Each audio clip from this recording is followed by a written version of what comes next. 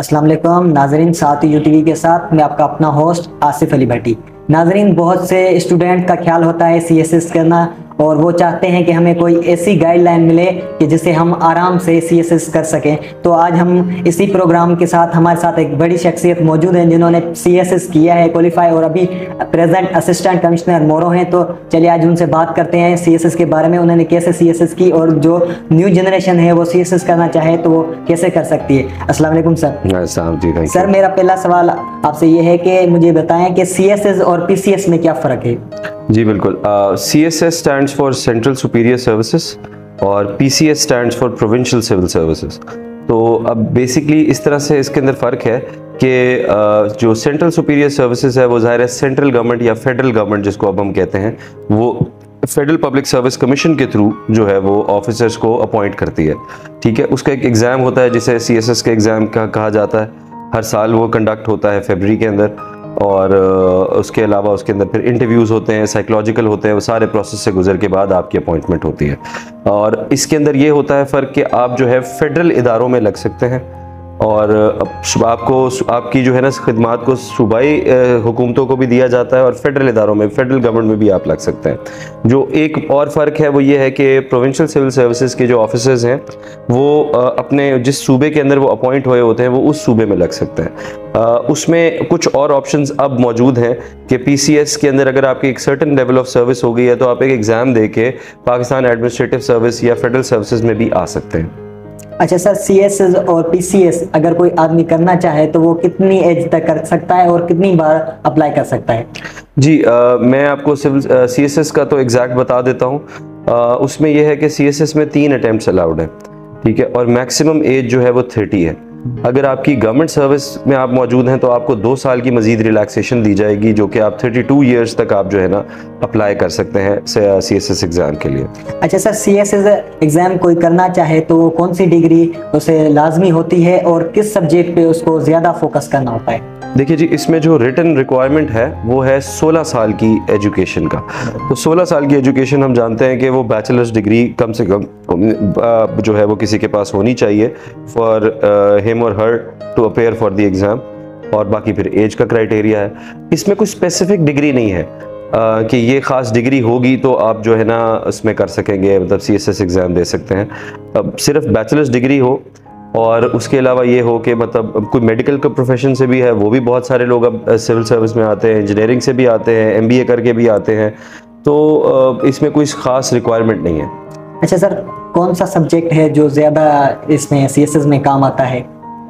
या देखिए, इसमें असल में ऐसे है कि जो भी एस्पायरेंट्स हैं सबसे पहले तो मैं उनको ये गाइड करता हूँ कि आप जो है ना अपने जो भी आपने पहले सब्जेक्ट पढ़ा हुआ है उसके ऊपर आप फोकस करें। ठीक है, मिसाल के तौर पे अगर आप कोशिश ये करें कि आप जो है वो अपना जो फेडरल पब्लिक सर्विस कमीशन की वेबसाइट है उसको देखें, उसमें सिलेबस पड़ा हुआ है पूरे CSS एग्ज़ाम का। उसमें कोई एक सब्जेक्ट नहीं है जो काम आता हो। ठीक है, उसमें आपको हर सूरत अपने जो भी आपने बैचलर्स जिस चीज़ में किया हुआ है उससे बाहर आपको सब्जेक्ट पढ़ने पड़ेंगे, क्योंकि वो स्कीम इस तरह से डिज़ाइंड है कि आपको जो है ना ज़रूरी, मतलब फॉर एग्जांपल मैंने अकाउंटिंग एंड फाइनेंस पढ़ा था तो मुझे US हिस्ट्री भी पढ़ना पड़ा था।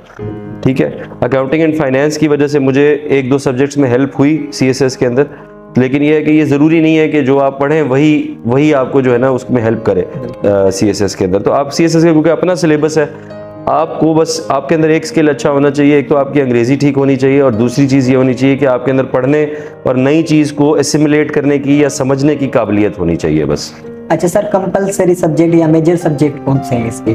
जी, कंपलसरी सब्जेक्ट्स जो है वो 600 मार्क्स के हैं। 6 सब्जेक्ट्स हैं, English essay, English precis, general science and ability, उसके अलावा पाकिस्तान अफेयर्स, करंट अफेयर्स और इस्लामियात। अच्छा सर, इसमें पासिंग मार्क कितनी होती है मिनिमम? देखिए, इसमें आपको जो है ना एटलीस्ट 600 मार्क्स लेने होते हैं पास करने के लिए। टोटल 1200 मार्क्स का एग्ज़ाम है। 600 कंपलसरी हो गए, 600 के ऑप्शनल्स लेने होते हैं। वो एक स्कीम पूरी प्रोवाइडेड है FPSC की वेबसाइट पे। उस स्कीम के तहत आपको जो है ना वो अपने सब्जेक्ट्स चूज़ करने हैं और टोटल 600 मार्क्स के ऑप्शनल चूज़ करने हैं। अब टोटल मार्क्स हो गए 1200, उसमें से 600 आपको हर सूरत लेने हैं पास करने के लिए। और आपको हर जो है वो एग्ज़ाम को भी इंडिविजुअली पास करने की ज़रूरत होती है। मिसाल के तौर पर आपको 33% मार्क्स हर सब्जेक्ट के अंदर चाहिए आपको। 12 सब्जेक्ट्स आप लेंगे तो 12 सब्जेक्ट्स के अंदर एटलीस्ट 33% मार्क्स हो और आपका ओवरऑल भी 600 से ऊपर स्कोर होना चाहिए। अच्छा सर, सीएसएस के लिए मास्टर लाजमी है, तो बहुत से स्टूडेंट बोलते हैं कि हम बीएस करें या दूसरा एलएलबी करें, तो हम एलएलबी वाले बोलते हैं कि कमीशन नहीं, सीएसएस के लिए तैयारी नहीं हो सकती। दूसरा बीएस वाले बोलते हैं कि हम बीएस करेंगे तो हम आसानी से सीएसएस नहीं, मैं इसमें आपको थोड़ा गाइड कर दूं। इसमें यह है कि जो है मास्टर्स रिक्वायरमेंट नहीं है, ग्रेजुएशन रिक्वायरमेंट है, 16 साल की एजुकेशन रिक्वायरमेंट है। ठीक है, आप अपनी जो भी डिग्री परस्यू कर रहे हो, भले एलएलबी कर रहे हो, तो आप उसमें सिर्फ ये चेक कर लें कि 16 साल की मेरी रिक्वायरमेंट पूरी होती है कि नहीं। उसके बाद you are allowed to sit for the exam. अच्छा सर, बहुत से स्टूडेंट हैं जिनके माइंड में ये होता है कि एसपी बनना है या एएसपी बनना है या डीएसपी बनना है या डीसी बनना है, तो मुझे कौन सी सीएसएस करनी चाहिए या कौन सी सीएसएस में कौन सा पढ़ना चाहिए। तो आप हमें ये बताएं कि सब सीएसएस डिफरेंट होती है या सबके लिए या सेम ही होती है सब जॉब्स के लिए सीएसएस? नहीं जी, इसमें एग्जाम एक ही है। मैं आपको जिस तरह पहले मैंने जिक्र किया कि 12 ऑक्यूपेशनल ग्रुप्स हैं, उसमें Pakistan administrative service, police service of Pakistan, foreign service of Pakistan, आपकी कस्टम सर्विस, इनकम टैक्स की सर्विस, इसी तरह से ऑडिट एंड अकाउंट्स की अलग सर्विस है। आप अपनी प्रेफरेंसेस देते हैं, उसकी जो है ना आपसे प्रेफरेंसेस मांगी जाती हैं एग्जाम जब आप देते हैं उसके साथ। आपके एग्जाम के स्कोर के ऊपर, मेरिट के ऊपर डिपेंड करता है कि आप कौन सी सर्विस में लैंड करते हैं। जो आपका total score after interview and written complete होके बनता है, उसकी बेसिस पे आपका मेरिट बनता है।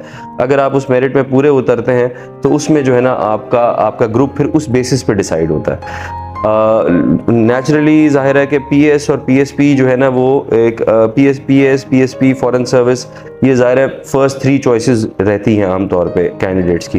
तो जाहिर है इस पे कंपटीशन ज़्यादा होता है, तो इसके लिए आपको स्कोर ज़्यादा चाहिए होता है। तो आपका जितना स्कोर होगा, आप जो है ना उस हिसाब से आपका रैंक आएगा, आपकी सर्विस आएगी। तो इसमें अलग एग्जाम कोई नहीं होता, एक ही एग्जाम होता है। अच्छा सर, चॉइस कब मिलती है? जब मार्क्स ज़्यादा होते हैं फिर मिलती है चॉइस? देखिए, अगेन चॉइस आप जब आप रिटन एग्जाम देते हैं और इंटरव्यू देते हैं तो आप अपने 12 ग्रुप्स को रैंक करते हैं कि मुझे फर्स्ट नंबर पे ये ग्रुप रखना है, सेकंड पे ये रखना है। तो चॉइस आपको दी जाती है फिर, लेकिन चॉइस के साथ साथ आपको अपनी जो है ना मार्क्स भी लेने होते हैं, जिसकी बेसिस पे आपका मेरिट डिसाइड होता है।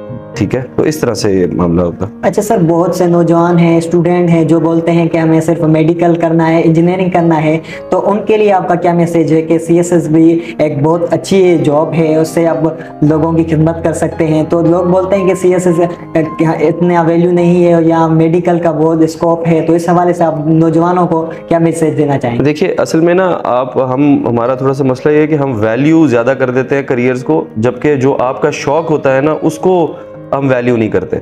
हम उसके अंदर जो है ना अनफॉर्चुनेटली मॉनेटरी वैल्यू देख रहे होते हैं। अगर किसी को डॉक्टर बनने का शौक है उसको परस्यू करना चाहिए मेडिकल साइंस को, अगर किसी को इंजीनियरिंग करने का शौक है उसको वो करना चाहिए, किसी को बैंकिंग का शौक होता है उसको बैंकिंग में जाना चाहिए। ये आपने खुद डिसाइड करना है कि आपको किस चीज़ का, आप क्या चीज़ अपने आप को, क्योंकि आपका जो करियर होता है वो आपकी मेजॉरिटी ज़िंदगी है।